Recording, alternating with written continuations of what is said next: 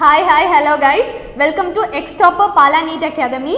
Today we are giving you a new surprise. Yes, Road to 360, a one-shot series for your NEET preparation.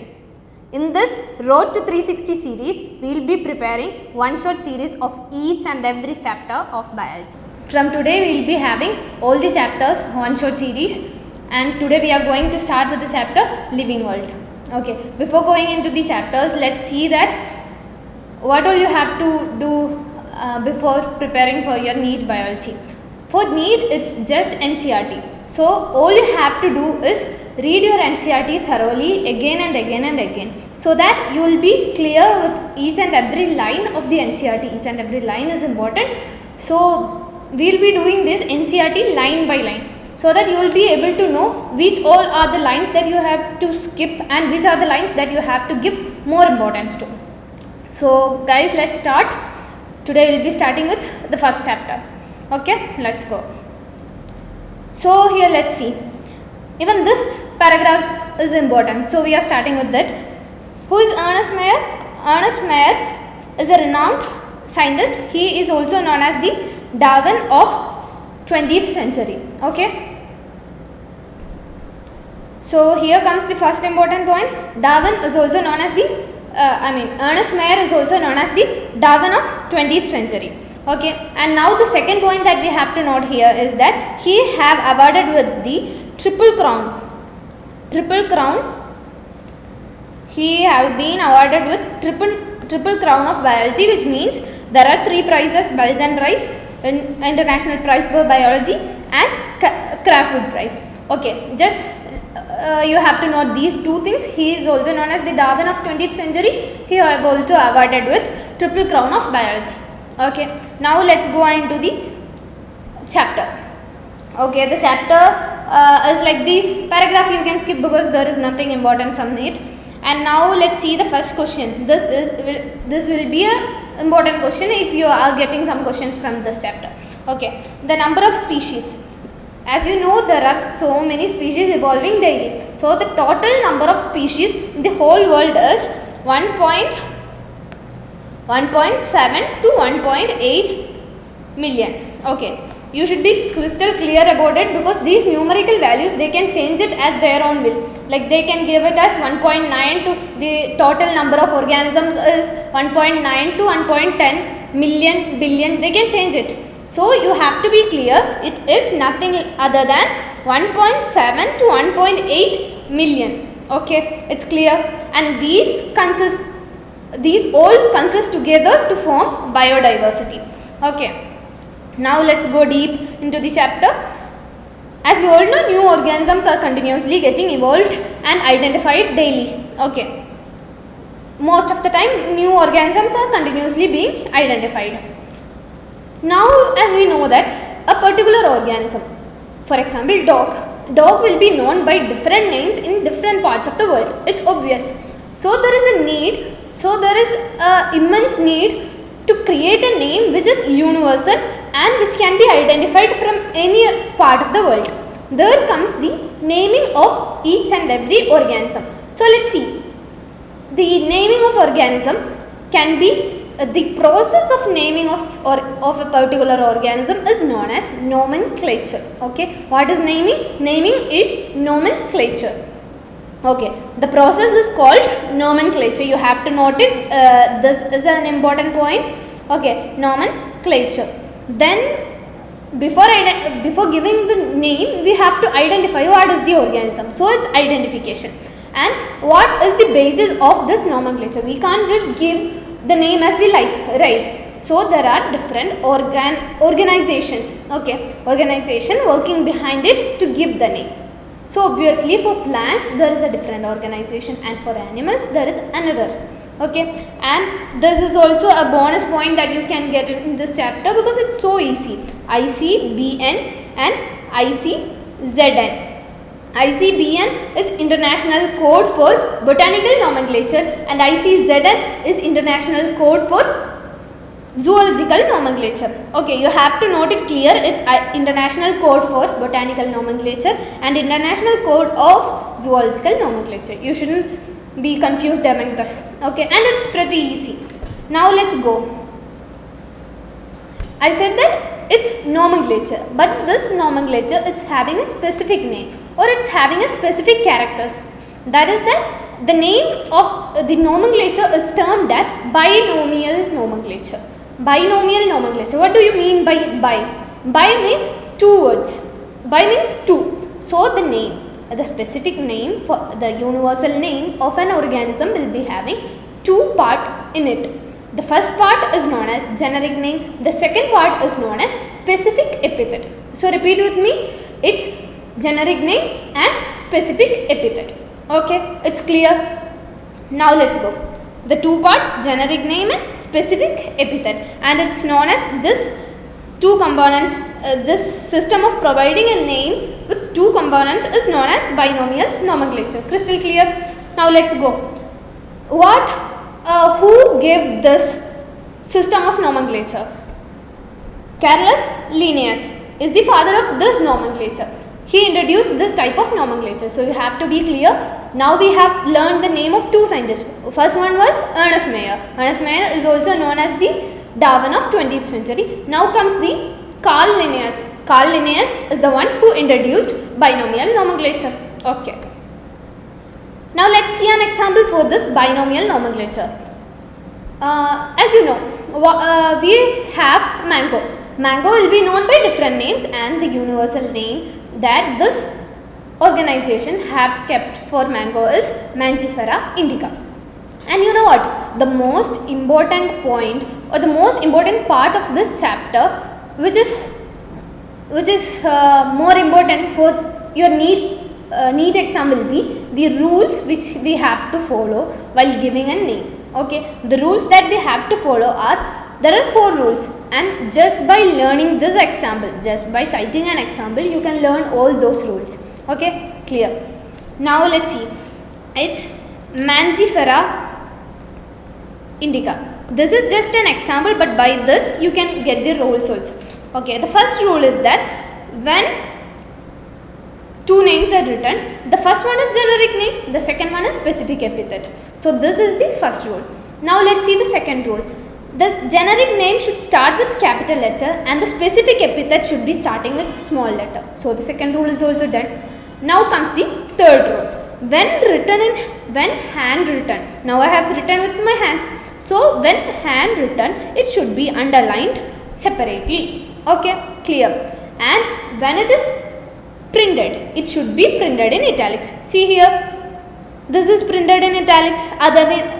It's not like the other text. So you have to get it that if it's handwritten, then it should be underlined separately. If it's not handwritten, means it's printed, then it should be in italics. So 3 rules are over. Now the most important rule is that all the names, all these universal names should be Latinized, or it should be Latinized and it should be written in italics. Okay, the word should be in Latin or should be Latinized. Means some words like some Indian names, Indian scientist name, they have kept like the scientist name for some organism. So before keeping the name, they have to Latinize it. They will be Latinizing in different manner, but you just have to remember that any name, whatever be the origin of the name, it should be Latinized for keeping it as a name. Okay, it should be Latinized, it should be written in italics. There should be 2 names, generic name and specific epithet. I mean 2 parts, generic name and specific epithet. The generic name should be starting with capital letter, the specific epithet should be starting with small letter. Done? Okay.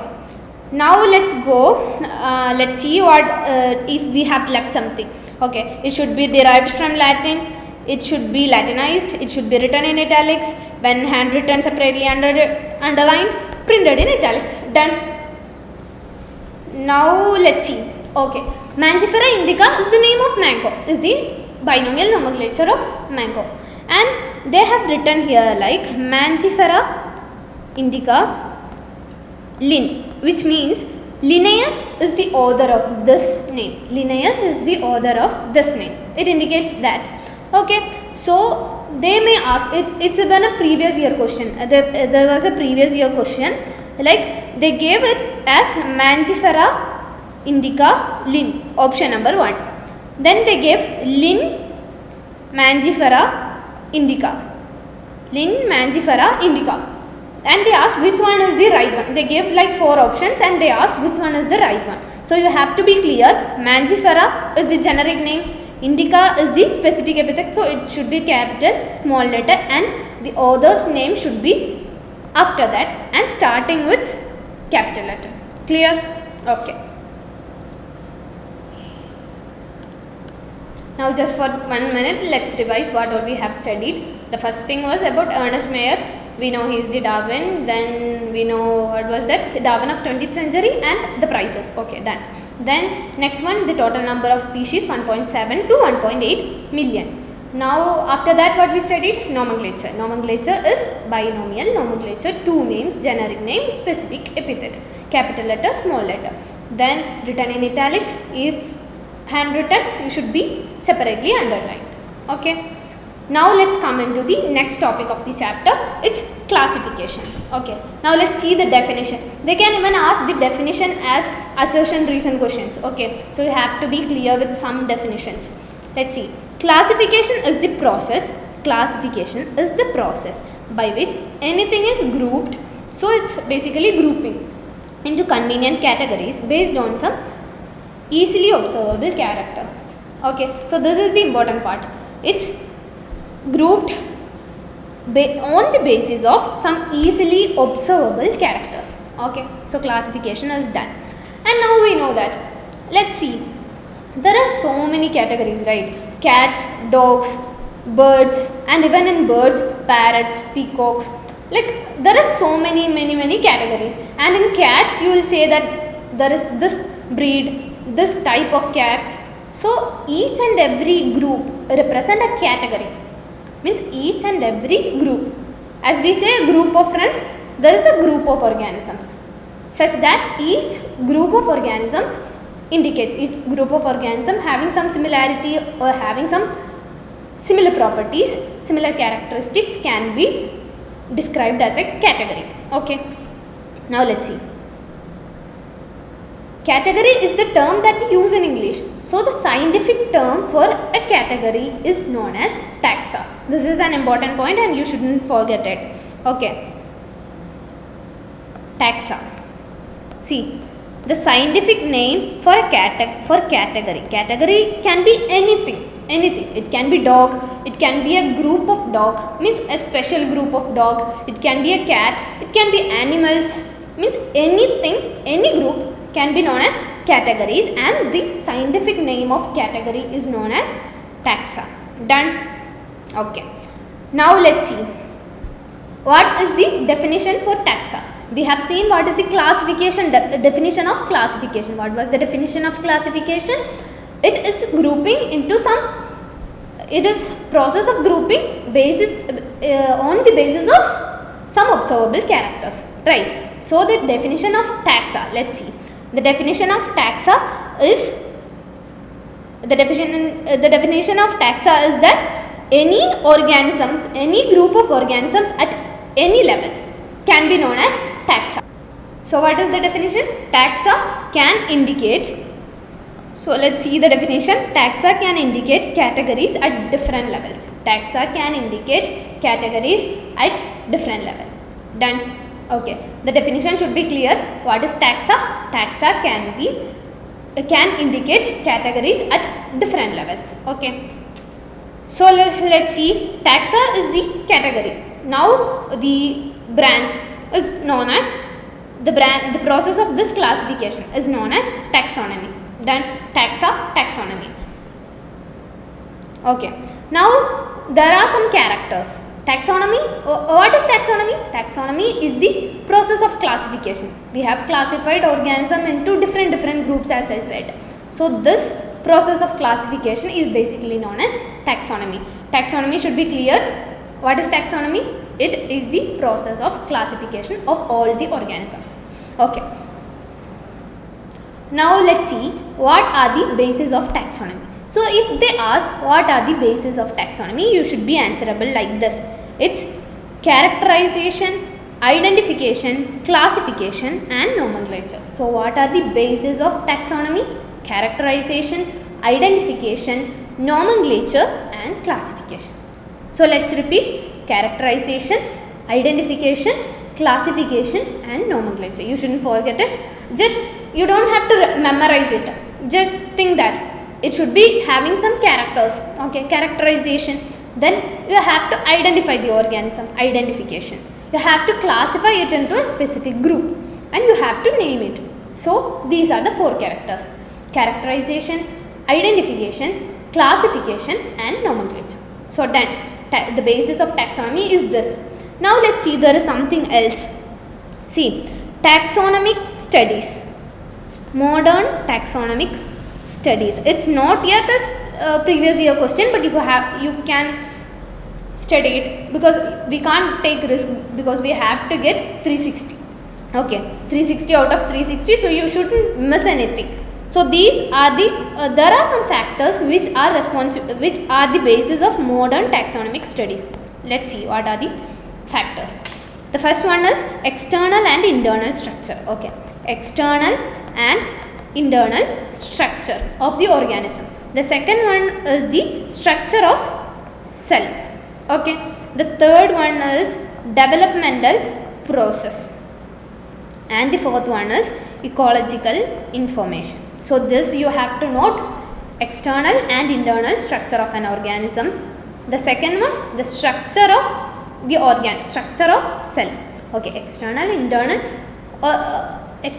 internal structure of organism, then the cell structure of organism, then the developmental process, ecological information. This is not important as the basis. Basis was characterization, identification, nomenclature and classification. But these are also important, but not as that. Okay, you should have an eye on these 2: external and internal structure, structure of cell, developmental process, ecological information. So these are the factors of these are the basis of modern taxonomical studies. Done. Now let's see, and let's go past for a few years. Like in the beginning of world, humans were so interested to know what all organisms are, all these. So not only that, they were also interested to know the relation between the organisms. So there is the evolvement of new branch known as systematics. Okay, systematics. Now let's see systematics. Systematics is the systematic arrangement of organisms. You just have to know that. What is systematic? Systematics is the systematic arrangement of organisms. And the word systematics came from the word systema, which is again Latin. Systema, systematics.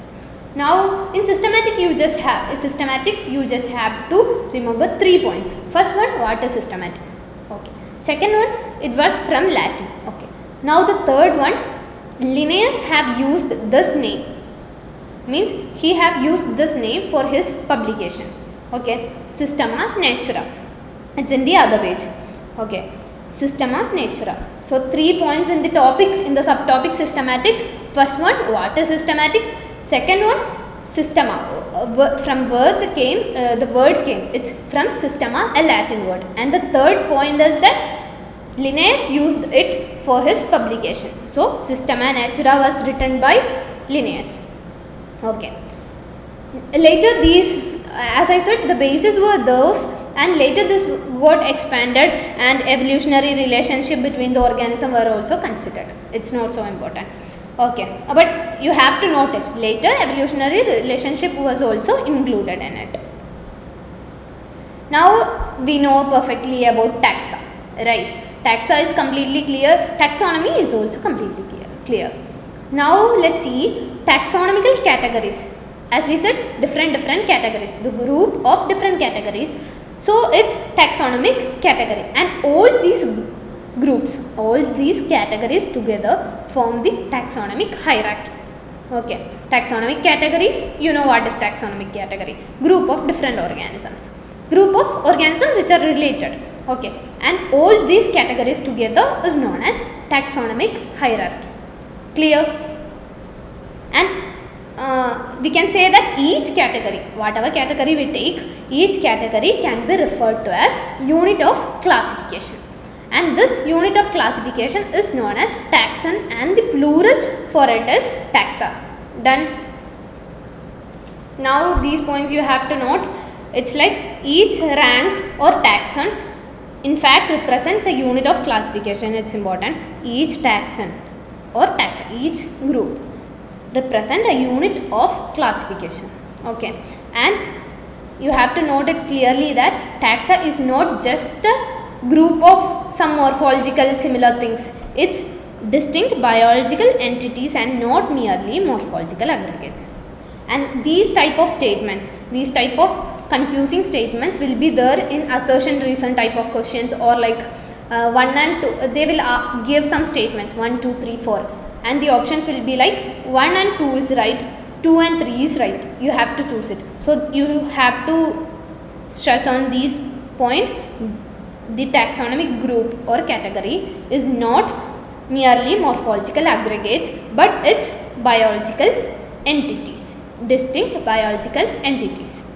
Okay, it's important point to be noted. Okay, now let's see the another important point, the most important point of this chapter is this: species is the lowest category. If you get it, if you get this concept of species is the lowest category, then it's easy, it's pretty easy. This is the basis of the chapter. Okay, basis of the second half of the chapter. Now we have done the first half.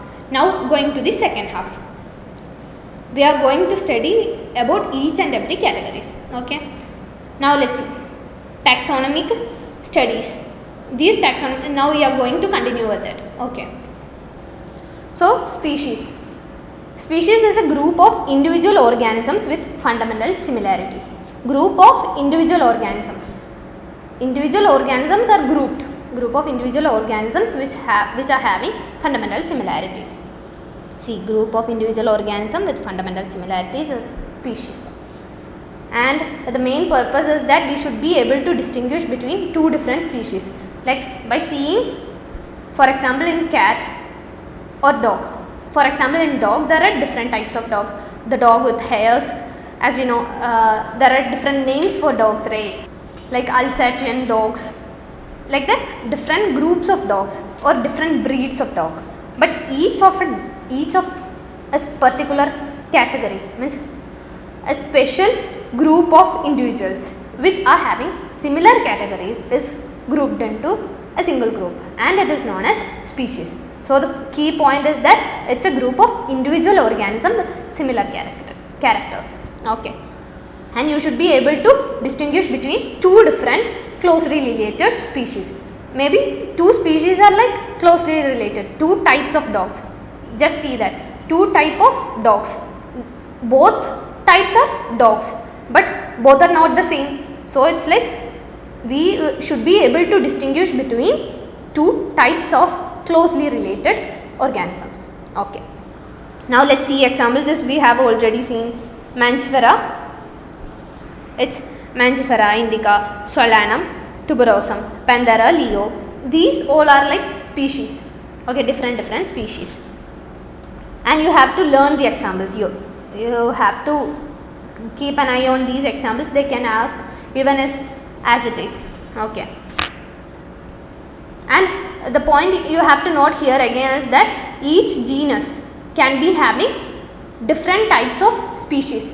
Means here, let's see this Solanum tuberosum. Solanum is actually a genus. Okay, and in this genus it has Solanum tuberosum, Solanum melongena and Solanum nigra, which means this is a genus and this genus have different species. Okay.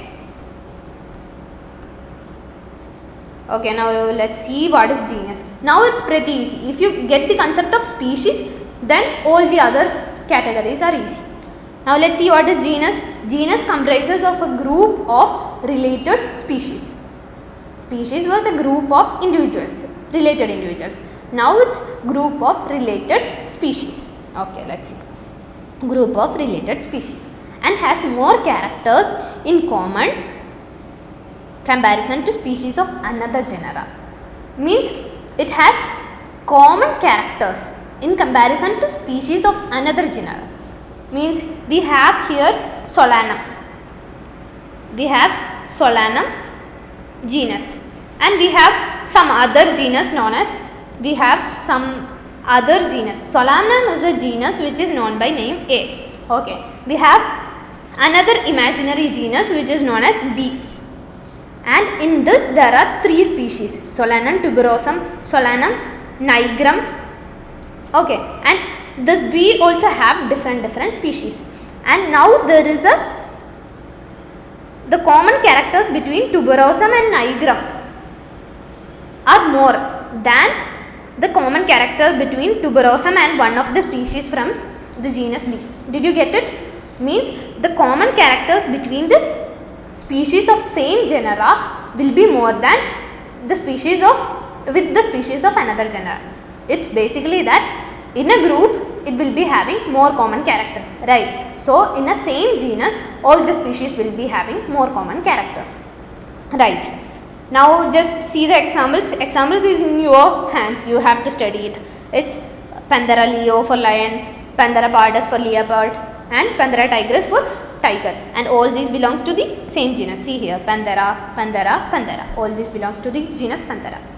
Now comes family. It's easy. Family has a group of related genera. Family has a group of related genera, and now the number of characters will be less.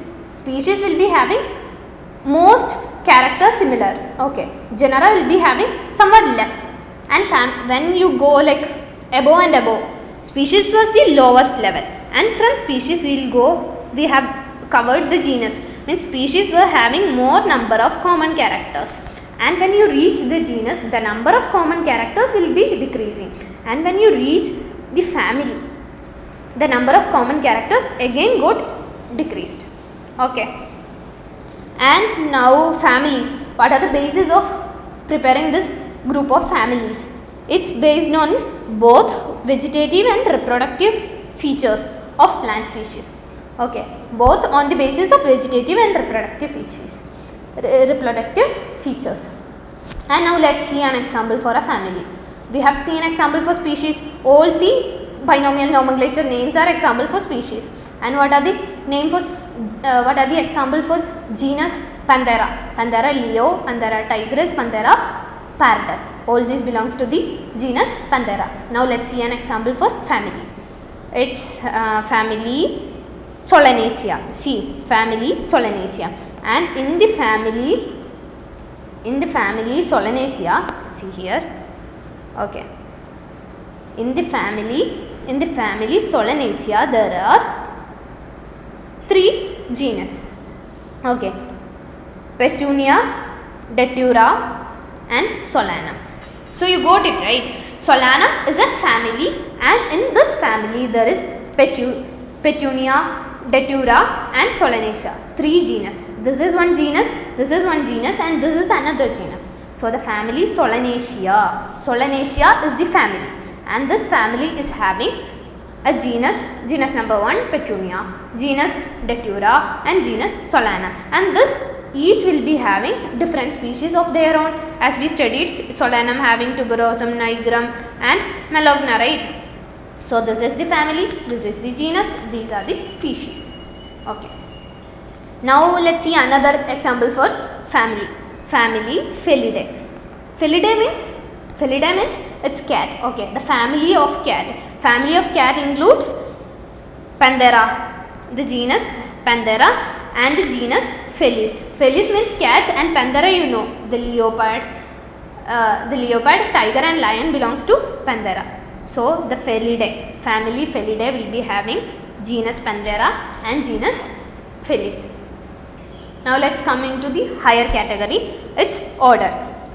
As we said, genus is a group of species, family is a group of genus, and now order is a group of families. Okay. Order and other higher category are identified based on the aggregates of character. It's symbol, the common characters. Okay.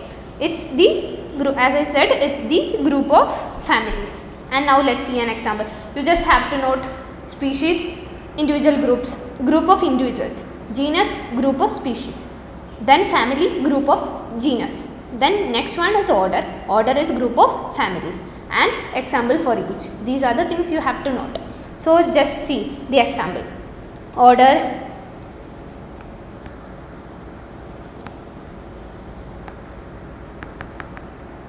okay. Order, the example for an order is Convolvulaceae. Okay. Order Convolvulaceae, which is having families like Solanaceae. Sorry, we will be having orders, right? Solanaceae is a family. As we said earlier, Solanaceae is a family, and Convolvulaceae, whichever ends with this Aceae is a family. Okay, and Solanaceae and this Convolvulaceae is different families, and these two families belongs to the order known as Polymoniales. So you have to note it. Order, example for order is Polymoniales, and they, you know what, they can even give it like match the following. Solanaceae is a family. Solanaceae, and near to it they will say it is a family. Then Polymoniales, it's a order. Then Panthera, it's a species, and they will say choose the wrong one. So Panthera is a species. Panthera is not a species. It's wrong, right? Panthera is a genus. But Solanaceae is a family. It was right. Then Polymoniales is a order. It was also right. So you got the concept, right? Now let's see. Polymoniales was one of the order. Now the second example for order is Carnivora. Okay, and in Carnivora there are two families, order Carnivora, Felidae and Canidae. Felidae is the family of cats, means which include Panthera and Felis, and family of dogs, Canidae. Okay. Now let's see one more higher category. Now it's getting pretty easier because we have got the concept, just need to know what it is and example. Okay. Related orders. Then order Primata and order Carnivora, the order that we discussed here. Okay, order Primata and order Carnivora will be kept in class Mammalia. Okay, class Mammalia. And Carnivora is what we discussed before, and Primata, which includes all organisms like human, monkeys, gibbon, all those. Okay. Now comes to the phylum, next higher category, and this phylum will be, as we said, order is a group of families and class is a group of orders, and phylum will be a group of classes. Means classes comprising fishes, amphibians, reptiles, birds, mammals. All these goes into a new phylum, and this phylum is divided on the basis of presence or absence of notochord. Okay. Notochord is a structure. Notochord is a structure of an organism. Is a structure, and on the basis of presence or absence of this structure, we can define the group into two: chordates and non-chordates. Okay. So this chordate is a phylum, and non-chordates is another phylum. So there are so many classes which belongs to this phylum. So many classes which are under the phylum Chordata, and so many classes which are under the phylum Non-Chordata. And while studying plant kingdom, you will get more about this. And the main thing that you have to note here, means one additional thing that you have note here is that in animals it's known as phylum. The specific category phylum, in animals it is known as phylum. But in plants it's known as division. So basically it's like phylum is equal to division, but phylum is in animals and division is in plants. Clear? Now let's go to the last category, and it's kingdom. Okay, kingdom, all the group of phylums will belong into the kingdom. And as we learned, the lowest category is species and the highest category is kingdom. Okay, highest category is called kingdom and lowest category is called species. Okay, and for animals it's kingdom Animalia, and for plants it's kingdom Plantae. And this is the final thing of your all the categories. And just see this chart and let's revise what all we studied. Species, group of individuals; genus, group of species; family, group of genuses; order, group of families; and class, group of orders; and phylum or division, group of those classes; and at last the highest category, kingdom. It's clear, right? And thing that you have to note here is that the number of common characters among the organisms decrease as we go above. As we go above the categories, the number of common characters between the organisms decrease. Okay. Now it's clear, as we go from species to kingdom, number of common characters goes on decreasing. And lower the taxa, more the characteristic share. It's basically the same thing. As we go higher, the number of common characters will be decreasing. Now there is a table. This is an important table that you have to note, and they can ask it in the form of one words, like they can give it in a statement question. For example, Musca domestica. Musca domestica is a part of binomial nomenclature, and which is the insect which indicates the name Musca domestica. It's a mode of questioning. Okay, and the next type of question can be Musca domestica. There will be options. Musca domestica. Near to that they will give Musca domestica is equal to housefly. Then they will give Mangifera indica is equal to potato. Homo sapiens is equal to human. And they will ask which one is the wrong one. Mangifera indica is not potato, it's mango, right? And each and every point of this table should be thorough. For studying it, I will give you a tip. It's that you can study from this side to this side, means from the higher category to lower category. It will be easy because chordata is animals, right? Basically chordata is for animals. So chordata, and class, it's the phylum, and class Mammalia, order Primata, family Hominidae, genus Homo. If the genus is a particular name, and the binomial nomenclature will be starting with the genus. So and in housefly it's not an animal, it's in the kingdom Animalia, and so it's the phylum is Arthropoda. It is Arthropoda. Then class Insecta, order Diptera, family Muscidae, and genus Musca, and the name Musca domestica. Likewise, you have to study for this mango and wheat also. These four things that which have stated with examples is most important thing, and you should not leave it. You have to study all these things. Then now it's the end of the chapter. It was the end of the chapter, and this is the latest NCERT. But in the previous NCERT there were extra topics like what is living. There are some defining characters for living. It's not given in this NCERT, but for the safety purposes I will share with you those things also. Like what are the defining features of living beings. Metabolism is a defining feature, cellular organization is a defining feature, and consciousness. These three are the defining features: metabolism, cellular organization, and consciousness. Everything else is not a defining feature. Okay. They may ask reproduction, but reproduction is not a defining feature. And so that was about living. And there are some taxonomical aids. Aids means helping, right? Helping hands. So there are some helping hands which help us to classify organism, and those are known as taxonomical aids. And this is also not in the new NCERT. You can see it for the safety. Okay.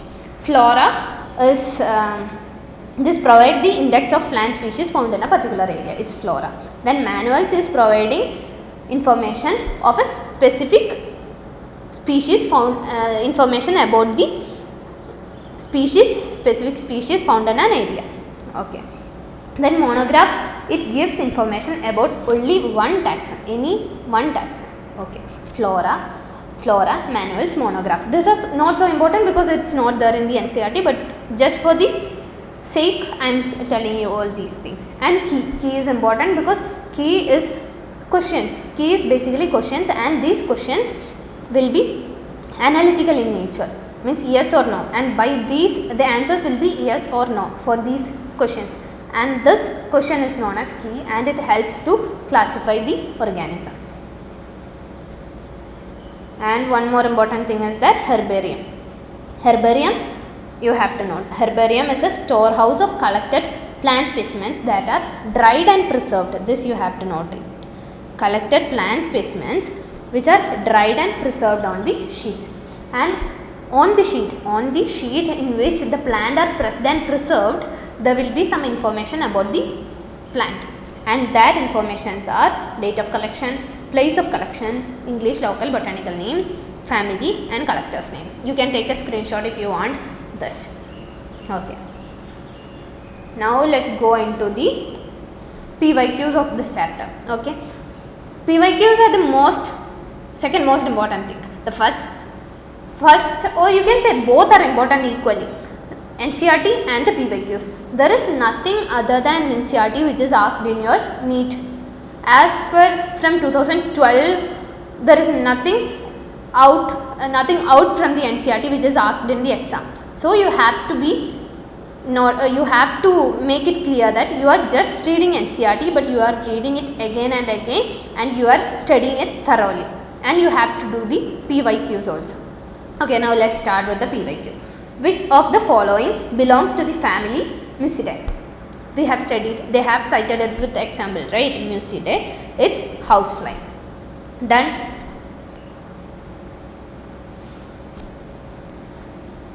Now the second question is one of the most important functions of botanical garden. It's not in the syllabus now, but let's see.